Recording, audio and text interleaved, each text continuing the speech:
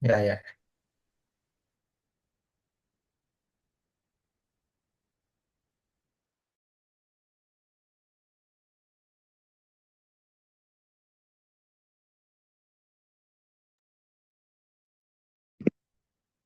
Assalamualaikum warahmatullahi wabarakatuh.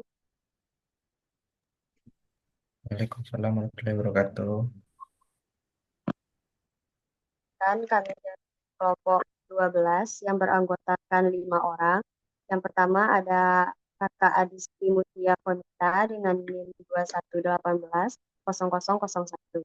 Terusnya ada Khofifah Indar Prasetyo dengan NIM 23031072. Selanjutnya ada Sarlina Pitasari dengan NIM 23046151. Seterusnya ada Adit Alfikri dengan NIM 23065017. Terusnya ada Eris Wulandari dengan NIM 23031113.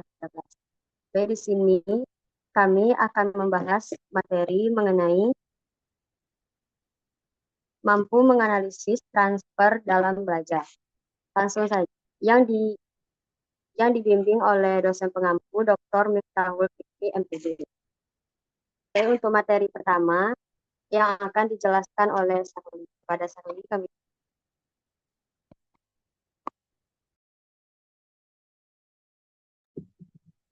Baik, di sini saya akan menjelaskan materi pertama, yaitu tentang pengertian transfer dalam belajar. Transfer dalam belajar merujuk pada kemampuan mengaplikasikan pengetahuan atau keterampilan yang dipelajari di satu situasi atau konteks ke situasi atau konteks lain yang berbeda.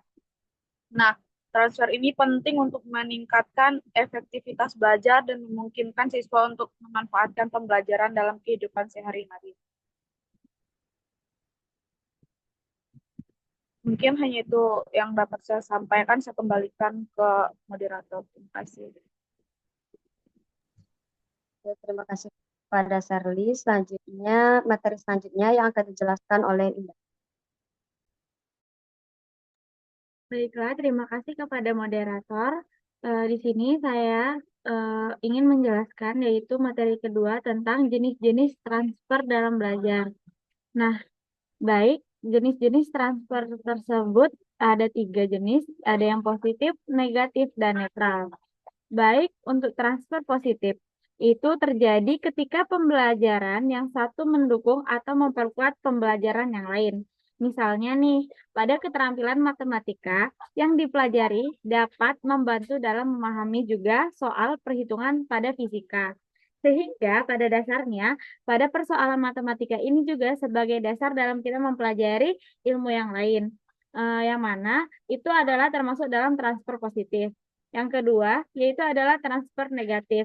Nah, kalau pada transfer negatif ini terjadi ketika pengetahuan atau keterampilan yang dipelajari justru menghambat pembelajaran di konteks terbaru. Misalnya, kebiasaan yang salah dalam penulisan dapat mempengaruhi kemampuan penulis dalam menulis di masa yang akan datang.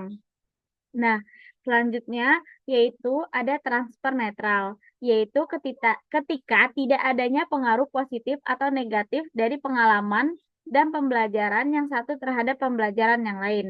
Nah, transfer ini juga mengacu pada terjadinya konteks yang sangat mirip. Misalnya, ketika siswa yang ingin mengikuti suatu ujian dengan campuran soal-soal jenis yang sama dengan tugas skala PR yang telah dikerjakan di rumah. Nah, transfer jauh mengacu pada transfer antara konteks yang tampak jauh dengan apa yang sudah dipelajari sebelumnya. Misalnya, ketika mahasiswa mempelajari teori mengatasi perilaku tantrum pada anak, maka akan sangat berbeda proses penerapannya ketika dalam praktek langsung dengan anak yang mengalami tantrum dalam situasi tertentu. Nah, selanjutnya juga adanya transfer analogi. Nah, kalau pada transfer analogi ini, yaitu adalah proses di mana eh, transfer proses pemecahan masalah menggunakan suatu solusi yang sama untuk dua masalah dengan gambaran permukaan yang berbeda. Akan tetapi, eh, memiliki struktur dasar yang sama. Nah, beberapa orang biasanya mengalami kesulitan memecahkan masalah karena tidak merevisi atau representasi mental mereka terhadap masalah. Baiklah, saya kembalikan kepada moderator. Baik, terima kasih pada Indar. Selanjutnya, materi selanjutnya yang akan dijelaskan oleh Shirley. Pada Shirley, disilakan.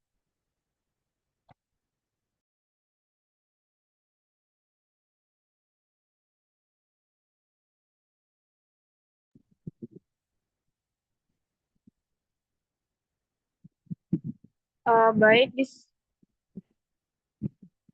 di sini saya akan menjelaskan tentang faktor-faktor yang mempengaruhi transfer belajar.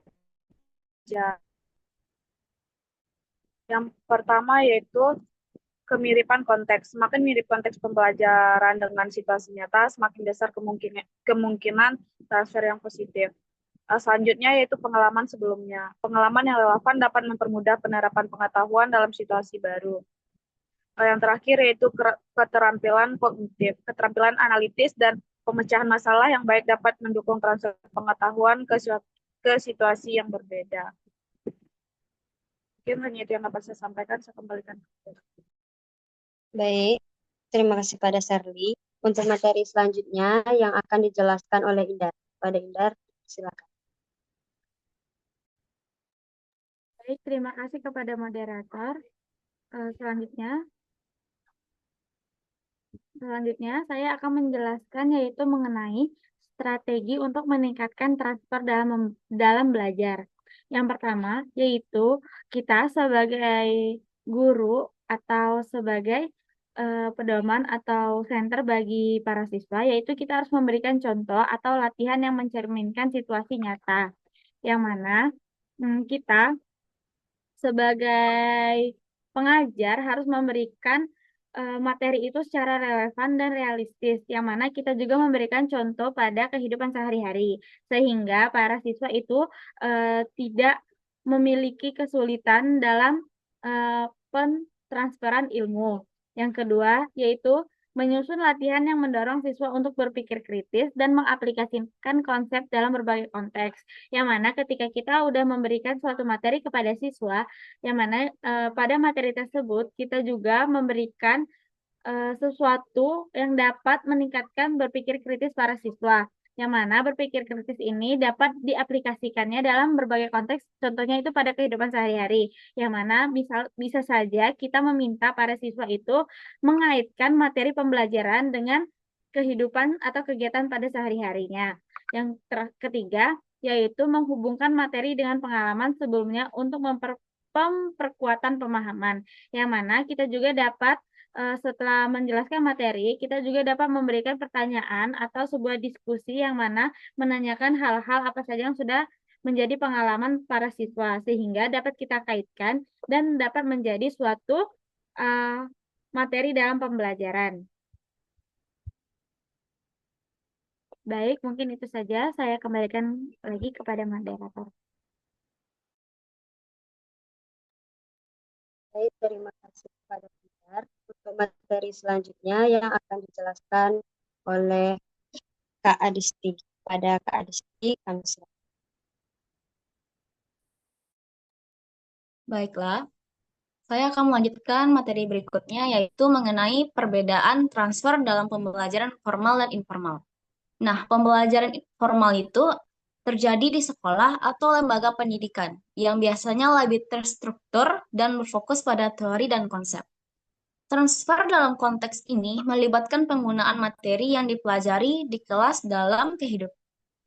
atau dalam kehidupan sehari-hari. Nah, yang kedua itu pembelajaran informal. Terjadi melalui pengalaman sehari-hari di luar konteks pendidikan formal, seperti pengalaman kerja atau interaksi sosial. Transfer dalam konteks ini cenderung lebih spontan dan berbasis pengalaman langsung. Sekian saya kembalikan kepada moderator. Baik, terima kasih kepada Kak Adisti. Selanjutnya yang akan dijelaskan oleh Adip. Pada Adip, kami persilakan.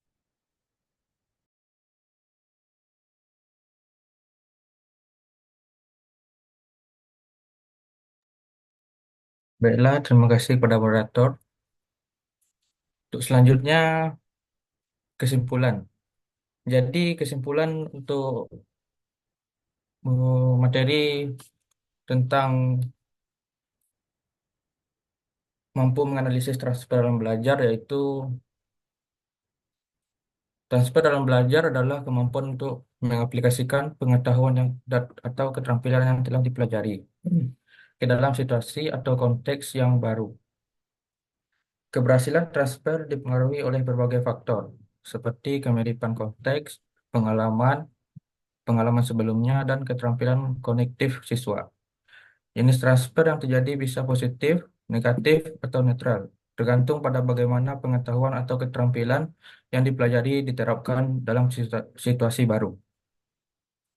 Strategi yang tepat seperti penggunaan contoh dunia nyata dan latihan yang relevan dapat meningkatkan kemungkinan transfer yang sukses. Mungkin sekian penyampaian dari saya kembalikan pada moderator. Baik, terima kasih kepada Arif. Baik, telah berakhirnya presentasi kami dari kelompok 12. Saya selaku moderator dan wakil penyaji. Mohon maaf apabila terdapat kesalahan. Kami akhiri dengan wabillahi wal hidayah. Wassalamualaikum warahmatullahi wabarakatuh. Waalaikumsalam warahmatullahi wabarakatuh.